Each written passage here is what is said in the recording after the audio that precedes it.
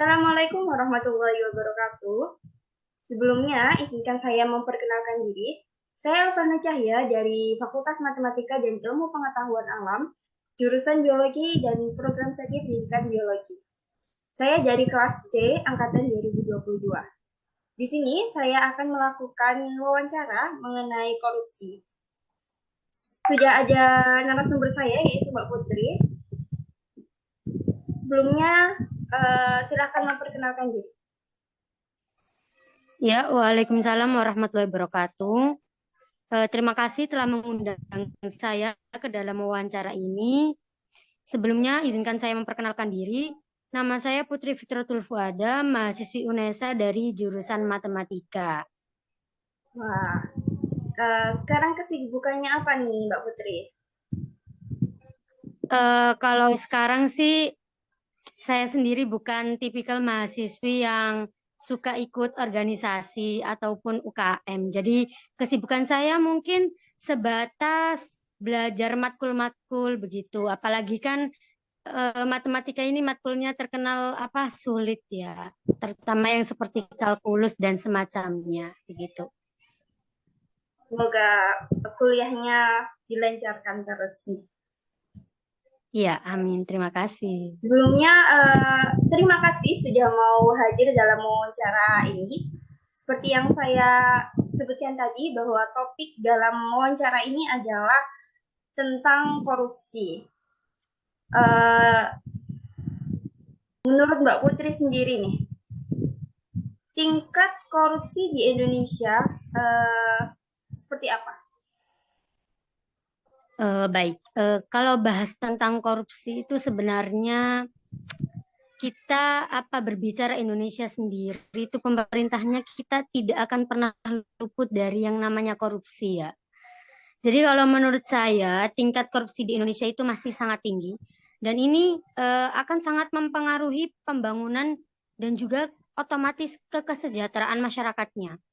Jadi dari korupsi kita tahu bahwa akibatnya dana yang seharusnya digunakan untuk pembangunan, kesehatan, dan pendidikan justru digunakan oleh oknum pemerintah atau aparat negara yang tidak bertanggung jawab.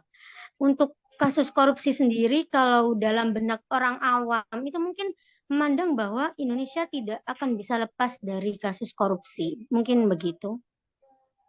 Saya sangat setuju dengan itu, bahwa dengan korupsi itu,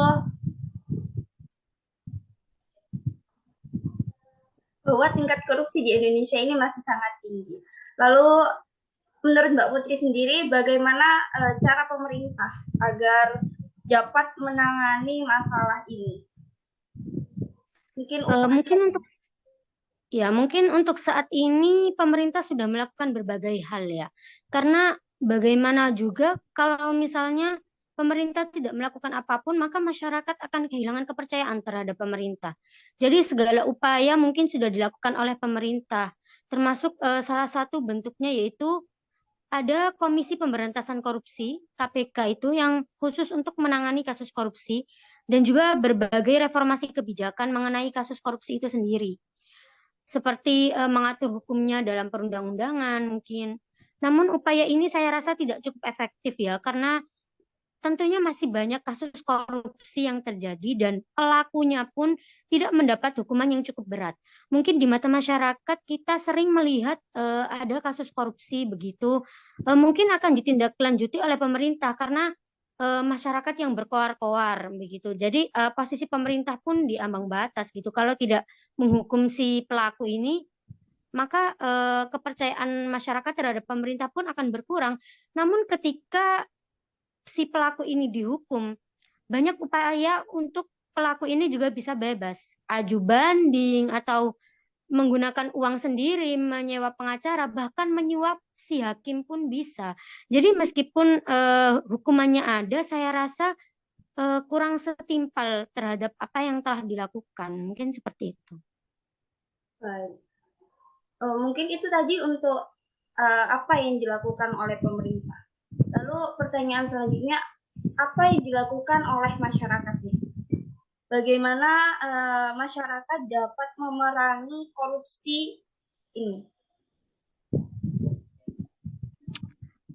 Kalau masyarakat sih, mungkin masyarakat harus tetap melakukan pengawasan ya terhadap kinerja pemerintah dan aparat negara. Karena mungkin memang yang menjalankan tata kelola memang pemerintahan, tapi kita tahu bahwa Indonesia adalah negara demokratis ya. Dari rakyat untuk rakyat dan kembali kepada rakyat. Jadi rakyat juga berhak untuk melakukan pengawasan terhadap pemerintahan serta mungkin terlibat dalam proses pengambilan keputusan publik. Nah, selain itu masyarakat mungkin juga bisa meningkatkan kesadarannya tentang pentingnya moralitas dan etika dalam pelayanan publik. Jadi kasus korupsi sendiri itu sebenarnya ya, kalau misalnya masyarakatnya nggak awareness gitu ya, mungkin pemerintah juga tidak memandang kasus ini benar-benar serius karena kan kebanyakan kasus korupsi itu terjadi juga di kalangan pemerintahan begitu. Jadi oknumnya itu banyak dari kalangan pemerintahan. Jadi kalau bukan masyarakatnya sendiri yang punya kesadaran, ya mau gimana lagi? Masyarakatnya malah bisa dibodohi oleh sistem pemerintahan yang ada. Begitu mungkin. Jadi lebih ke kesadarannya seperti itu. Wah, ke topik tentang korupsi ini sangat-sangat menarik ya. Lalu, apakah ada pesan yang ingin Mbak Putri sampaikan kepada masyarakat dalam hal ini? Kalau pesan sih, karena saya juga masih mahasiswa ya, jadi mungkin sepengetahuan saya saja. Jadi untuk masyarakat umum mungkin kita bisa terus memperjuangkan tata kelola pemerintahan yang baik dan memerangi korupsi ini. Sebagai masyarakat kita harus bersama-sama membangun Indonesia yang bersih dan bebas dari korupsi, sehingga tercipta pembangunan yang berkelanjutan dan kesejahteraan masyarakat yang lebih baik. Tentunya apalagi saya sebagai seorang mahasiswa sendiri dan kebetulan Anda juga seorang mahasiswa ya tadi. Jadi mungkin kita sebagai mahasiswa, mahasiswa itu kan dikenal sebagai agent of change, sebagai agen perubahannya. Kita yang membawa agen perubahan.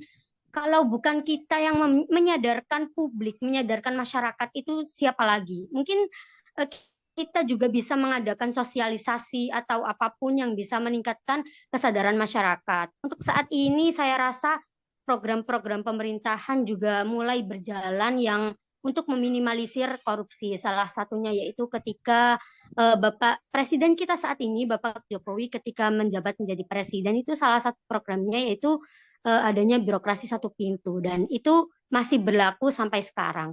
Dan saya rasa program itu salah satu program yang sangat-sangat membantu kita untuk meminimalisir adanya tindakan korupsi. Meskipun kita tahu bahwa menghilangkan korupsi di Indonesia itu sangat tidak mungkin, tapi minimal kita bisa mencegah ya untuk kesejahteraan masyarakat yang lebih baik begitu.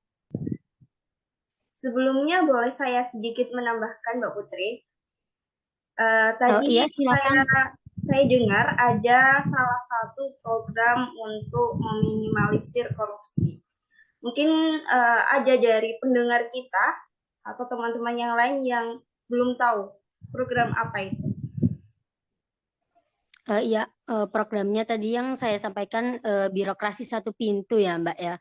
Jadi kan kita tahu bahwa segala urusan pemerintahan itu diatur, segala urusan itu yang terlibat dengan pemerintahan itu dinamakan birokrasi begitu kan. Jadi pemerintahannya aparat pemerintahannya itu birokrasinya. Jadi dulu sebelum adanya program birokrasi satu pintu ini kita kalau mau ngurus dokumen-dokumen penting seperti KTP dan lain-lain tidak bisa langsung jadi.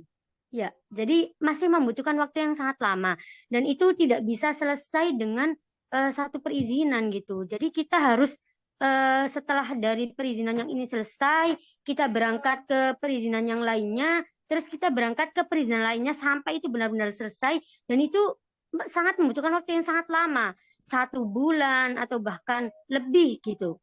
Tapi dengan adanya program ini, itu namanya saja birokrasi satu pintu. Jadi semuanya itu ada dalam satu aparat gitu, hanya satu aparat pemerintahan. Jadi tidak usah terlalu terbelit-belit ke perizinan ini, perizinan ini, perizinan ini gitu.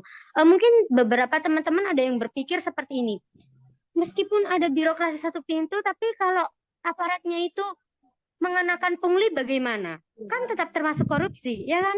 Nah, maksudnya itu gini, makanya tadi saya katakan bahwa tidak menghilangkan korupsi, tapi hanya meminimalisir.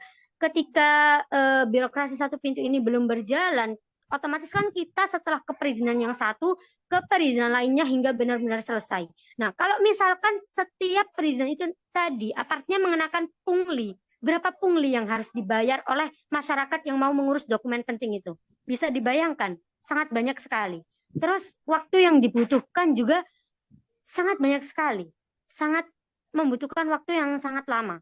Dan ketika kita benar-benar membutuhkan dokumen itu, misalnya, terus kita mungkin kan ada ya, kalau zaman dulu tuh orang yang benar-benar butuh dokumen itu dalam waktu singkat gitu, nanti akan ada kayak oknum gitu yang menawarkan, oh kamu butuh cepat gak? Saya bisa lo ngurusin 1 minggu tapi bayar segini. Lah itu termasuk korupsi juga.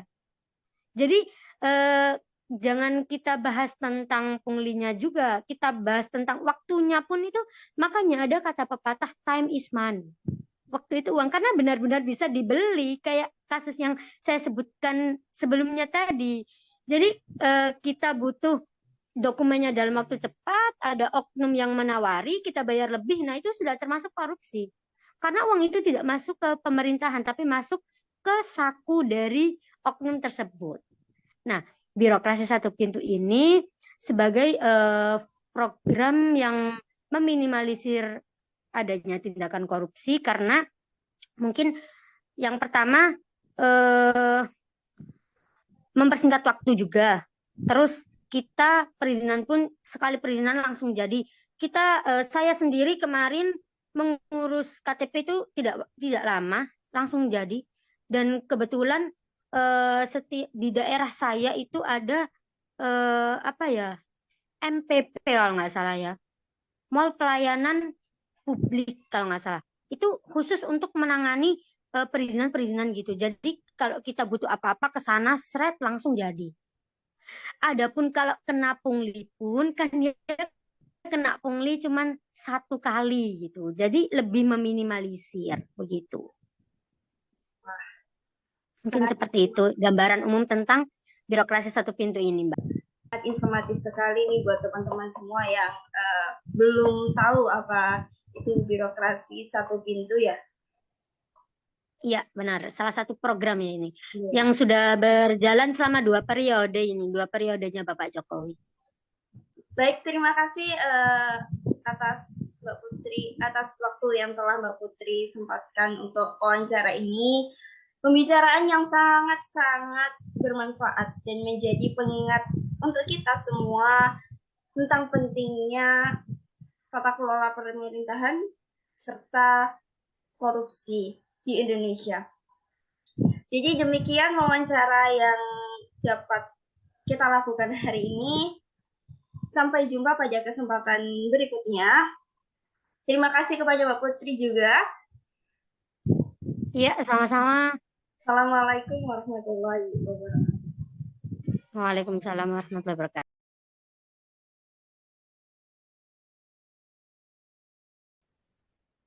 Korupsi adalah tindakan atau perilaku yang melanggar aturan serta norma-norma etika dengan tujuan memperoleh keuntungan pribadi ataupun kelompok. Biasanya dengan cara menyalahgunakan kekuasaan atau posisi dalam suatu organisasi atau pemerintah. Tindakan korupsi dapat berupa penerimaan atau pemberian suap, penggelapan dana publik, pemalsuan dokumen, nepotisme, atau penyalahgunaan wewenang dalam pengambilan keputusan. Korupsi biasanya dilakukan oleh individu ataupun kelompok yang memiliki kekuasaan atau akses terhadap sumber daya publik atau institusi negara, seperti pejabat pemerintah, politisi, ataupun pengusaha. Korupsi dapat berdampak sangat merugikan bagi masyarakat dan negara secara umum, karena mengakibatkan kerugian keuangan, buruk pelayanan publik, merusak tatanan hukum, dan menghambat pembangunan ekonomi dan sosial. Oleh karena itu, pada hari ini kami akan membicarakan topik korupsi. Tujuannya yaitu mengangkat topik tentang korupsi karena korupsi merupakan masalah serius yang merusak tatanan sosial, politik, serta ekonomi suatu negara.